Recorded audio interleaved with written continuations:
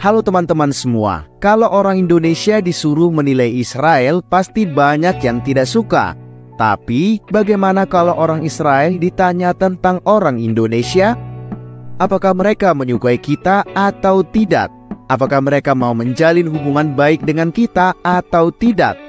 Untuk mengetahui faktanya, berikut kami sajikan 8 jawaban jujur orang Israel tentang Indonesia.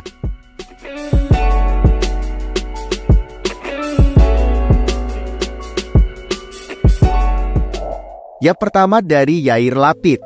Dalam pidato di Majelis Umum Perserikatan Bangsa-Bangsa ke-77 di New York, Perdana Menteri Israel Yair Lapid mengajukan seruan untuk berdamai dan menerima pengakuan dari Indonesia dan negara-negara Islam lainnya di seluruh dunia.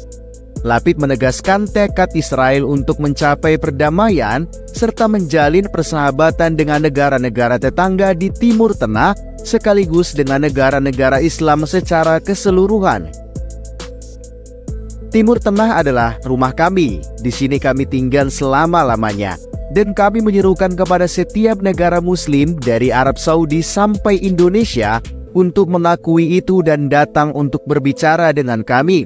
Tangan kami terbuka untuk perdamaian, kata Lapid di markas PBB.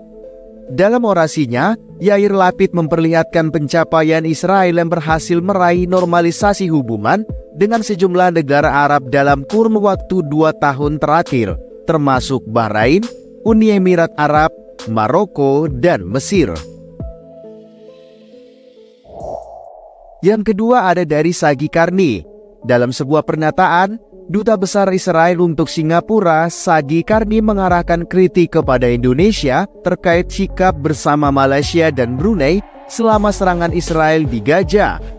Indonesia bersama Brunei dan Malaysia secara serentak meminta PBB untuk mengambil tindakan untuk menghentikan kekerasan yang dilakukan oleh Israel terhadap warga Palestina di Gaza. Karni mengatakan bahwa kritik dan komentar yang disampaikan oleh pemimpin Indonesia, Malaysia, dan Brunei dianggapnya sebagai tidak jujur. Menurutnya, ketiga negara ini dianggap melupakan esensi konflik yang sebenarnya. Dia menekankan bahwa Israel terlibat dalam konflik dan pertempuran melawan milisi Hamas, bukan melawan warga Palestina. Karni menambahkan juga bahwa Hamas dianggap sebagai organisasi antisemit, walaupun Hamas sendiri membantah label tersebut. Dalam konteks ini, Karni mengutarakan keraguan apakah mereka yang berdebat di media sosial memahami sifat radikal dan fasis dari Hamas. Walaupun Hamas adalah faksi yang berkuasa di Gaza, Israel menegaskan bahwa konfrontasi tersebut bersifat militer dan melibatkan Hamas, bukan warga Palestina secara umum. Sebagai catatan, Indonesia dan Malaysia dan Brunei tidak memiliki hubungan resmi dengan Israel karena ketiganya mendukung kemerdekaan Palestina yang dianggap terjajah oleh Israel.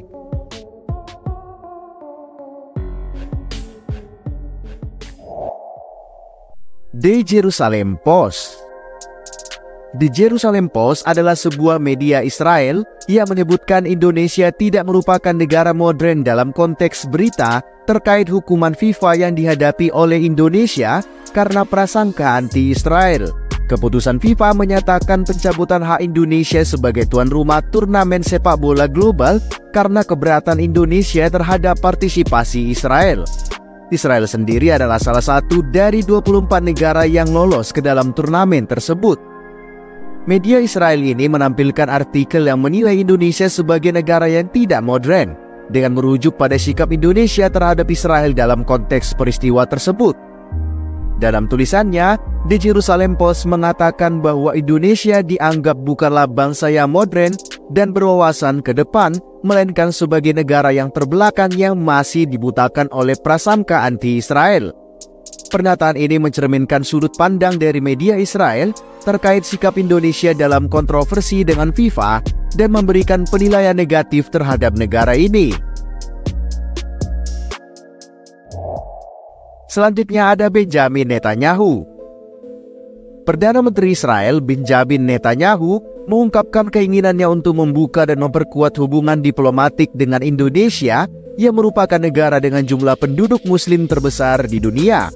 dalam sebuah konferensi internasional untuk jurnalis Kristen di Yerusalem, Netanyahu menegaskan pentingnya Indonesia bagi Israel. Dia mengatakan bahwa Indonesia sangat-sangat penting bagi mereka. Satu dari sedikit negara di dunia yang belum memiliki hubungan terbuka dan kuat dengan Israel. Walaupun Indonesia dan Israel tidak punya hubungan diplomasi resmi, ada hubungan dagang dan pariwisata antara kedua negara ini. Pada bulan Juni tahun lalu, adanya larangan dari Israel menyebabkan ribuan wisatawan religius dari Indonesia harus membatalkan rencana perjalanannya ke Israel. Hal ini mencerminkan dinamika kompleks antara kedua negara yang terus berkembang dalam bidang-bidang tertentu, walaupun belum ada pengakuan diplomatik yang formal. Tentara Israel atau IDF. Dalam sebuah video yang dibagikan oleh TikToker bernama Ardoni Hajet, terlihat sebuah tentara Israel menunjukkan sikap yang sangat respect terhadap Indonesia. Tentara ini terkejut ketika mengetahui bahwa dia sedang berbicara langsung dengan orang Indonesia. Walaupun tentara tersebut menyadari bahwa hubungan diplomatik antara negaranya dan Indonesia tidak baik-baik saja, dia tetap menunjukkan sikap yang profesional dan menghargai. Video ini mencerminkan sikap positif sebagai tentara Israel kepada Indonesia, walaupun hubungan diplomatik formal antara kedua negara tidak ada. Tentara ini mampu memisahkan isu-isu politik dan diplomatik dengan hubungan antar individu yang menunjukkan bahwa respek dan profesionalisme dapat melebihi batasan politik. Isaac Herzog, Presiden Israel.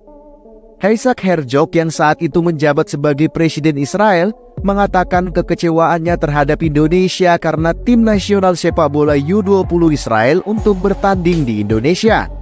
Herzog menyebut keputusan tersebut sebagai kesalahan yang fatal dan putusan yang salah. Dari pernyataan ini, dapat diambil kesimpulan bahwa Isaac Herzog punya pandangan yang negatif terhadap Indonesia, setidaknya terkait dengan keputusan menolak pertandingan sepak bola tersebut. Namun, penting untuk diingat bahwa pandangan seorang pemimpin politik terhadap suatu negara dapat dipengaruhi oleh berbagai faktor termasuk peristiwa atau keputusan tertentu.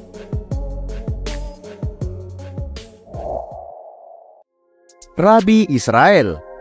Dalam forum R20 International Summit of Religious Authorities 2023, Rabi Yahudi asal Israel Dr. Yaakov Nagen mengatakan bahwa Indonesia menjadi negara pembawa pesan harapan kemanusiaan atas konflik antara Hamas dan Israel.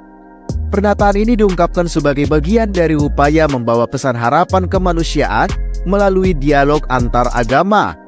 Dr. Yaakov Nagen yang menjadi perwakilan tokoh agama Yahudi dalam forum tersebut menyampaikan rasa syukurnya atas penyelenggaraan forum di Indonesia. Dia mengakui bahwa Indonesia dengan reputasi kemanusiaannya yang tercermin dalam slogan Bhinneka Tunggal Ika dianggap sebagai negara adidaya kemanusiaan. Yang terakhir dari warga Israel. Wawancara ini dilakukan oleh seorang influencer bernama Geva. Pertama, Geva menemui seorang pria yang sedang bersantai di sebuah kafe di kota Tel Aviv. Setelah berbahasa basi, Geva menanyakan pendapat pria itu tentang Indonesia. "Apa yang kamu katakan tentang Indonesia?" kata Geva kepada pria tersebut. "Saya tidak terlalu banyak tahu. Saya cuma suka gado-gado. Apa kabar Indonesia?" jawab pria tersebut. Geva kemudian mewawancarai beberapa orang lagi, termasuk dua sejoli yang cuma bilang, "Bagus Indonesia," dan ternyata mereka mengerti bahasa Ibrani. Jawaban berikutnya dari warga Israel cukup mengejutkan. Ternyata ada yang tahu tentang Bali dan sangat ingin mengunjungi Pulau Dewata itu suatu hari nanti. Di akhir wawancaranya, Geva menanyakan pesan-pesan apa yang mau disampaikan kepada warga Indonesia. Ternyata, mereka rata-rata akan menyambut warga Indonesia dengan tangan yang terbuka. Yang pasti, saya juga ingin orang Indonesia akan datang berkunjung ke sini setelah COVID-19. Datanglah, kami menunggumu. Itulah sedikit tanggapan warga Israel terhadap Indonesia. Bagaimana menurut kalian? Apakah kamu punya perasaan yang sama dengan mereka? Tulis di kolom komentar ya.